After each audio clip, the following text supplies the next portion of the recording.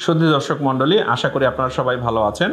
স্বনির্ভর জীবনের পথে আপনার পাশে আইএনডিআর। আজকে যে বিষয়টি নিয়ে আমরা আলোচনা করব সেটা হচ্ছে খুব ইম্পর্ট্যান্ট একটি বিষয়। এটাকে আমরা বলি নিউরোপ্লাস্টিসিটি। আমরা তো বিশেষ বাচ্চাদেরকে নিয়ে কাজ করি, অটিজম, এডিএইচডি অথবা সেরিব্রাল পলসি, ডাউন সিনড্রোম। অনেক ক্ষেত্রেই দেখা যায় যে আমাদের বাচ্চাদেরকে আমরা শিখাতে কষ্ট পাই। অর্থাৎ আমরা চেষ্টা করছি একটা জিনিস শিখাতে, কিন্তু সে নতুন কোনো কিছু শিখতে তেমন দ্রুত পারছে না।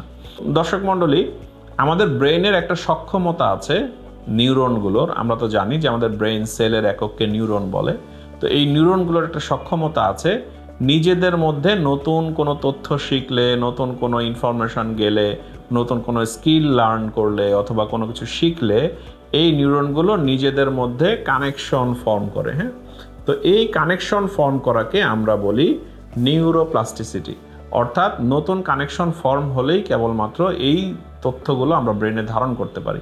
কিন্তু কখনো যদি এমন মনে হয় যে আমরা তথ্যগুলোকে ধারণ করতে পারছি না, অর্থাৎ এগুলি স্মৃতি তৈরি হচ্ছে না, short term memory long term মেমোরিতে রূপান্তরিত হচ্ছে না, কোনো আচরণ আমরা লার্ন করাতে চেষ্টা করছি সেটা করাতে পারছি না, তো ধরেই নেওয়া হয় যে আমাদের যে নিউরনগুলো নিজেদের মধ্যে কানেকশন ফর্ম করার কথা সেই কানেকশন ফর্মগুলো করতে পারছে না।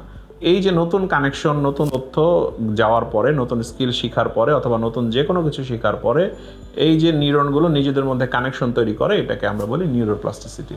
তো নিউরোপ্লাস্টিসিটির ঘাটতির কারণেই বেসিক্যালি আমরা নতুন কোনো কিছু দ্রুত লার্ন করতে পারি না।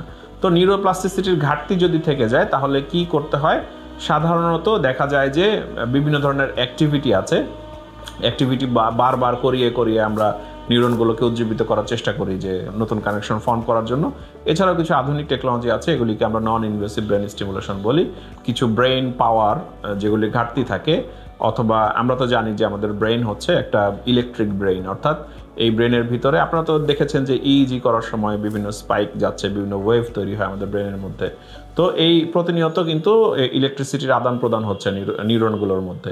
তো কখনো কখনো কি হয়, নিউরনের যে কমিউনিকেশন, এই কমিউনিকেশনগুলো হ্যাম্পার হয় এবং তাদের যে ব্রেইন পাওয়ার, এগুলির জন্য কিছু স্টিমুলেশনের প্রয়োজন হয়। এগুলিকে নন ইনভেসিভ ব্রেন স্টিমুলেশন বলে। তো এগুলির মাধ্যমে আমরা অনেক সময় নিউরোপ্লাস্টিসিটিকে ত্বরান্বিত করতে পারি। সো দর্শক মণ্ডলী, আপনার বাচ্চার ক্ষেত্রে যদি লার্নিংয়ের স্লো কোনো প্যাটার্ন থাকে, অনেক কষ্ট করেও শেখানো যাচ্ছে না, তাহলে আপনারা চেষ্টা করতে পারেন পেশাজীবীদের সাথে কথা বলে বিভিন্ন ধরনের আধুনিক ব্যবস্থা আপনার বাচ্চার জন্য ব্যবস্থা করার জন্য। সবাইকে ধন্যবাদ।